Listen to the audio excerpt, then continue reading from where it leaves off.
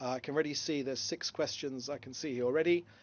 Remember to put your news outlet in your name. Okay, first question I can see here is from Joel Pollock at Breitbart News. And your question is, can you comment on the 109 aid organizations calling for a ceasefire in Gaza, citing starvation without mentioning the hostages? And also, a second question, which I'll get to in a moment. Okay, your first question, Joel, was about the aid organizations calling for a ceasefire, citing starvation without mentioning the hostages. Thank you for your question, Joel. Look, when it comes to hunger in Gaza, firstly, there's a couple of points to make here. This idea of famine and starvation has been thrown at us consistently on a weekly basis for the last 2 years now. It has never come to pass. So these are false warnings which come from these aid organizations. And I also would say that where there is hunger in Gaza, it is hunger orchestrated by Hamas.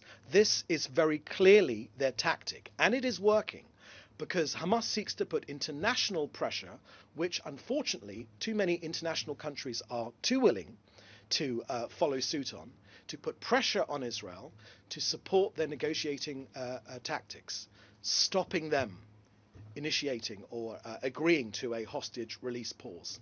So this pressure, which is coming, talking about starvation and famine, this is simply playing into Hamas's hands. Where there is hunger, it is hunger orchestrated by Hamas. It is hunger created by the terrorist organization, which means that it is even more important that of course, our hostages are released, but also that Hamas is no longer in control in Gaza to free the people of Gaza from the appalling treatment which they are receiving.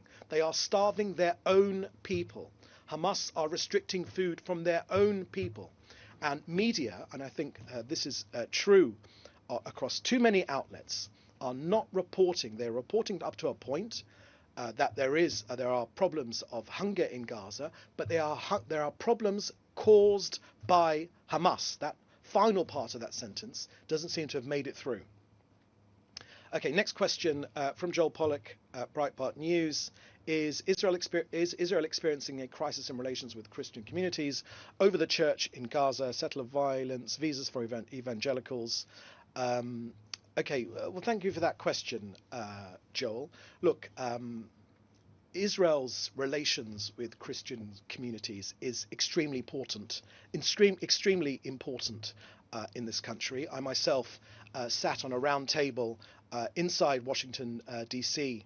In February, where the Prime Minister met leaders of the evangelical community. They are an extremely important ally to Israel. We take them extremely seriously. We are, of course, Christianity is a younger brother of Judaism in a certain sense, and we take that relationship extremely seriously. There is no crisis. Where there is a crisis is that the pro-Hamas movement are trying to engineer a crisis. This is purely an engineered crisis. We take our relationship with the Christian community extremely seriously. Israel is the only country where the number of Christians are increasing.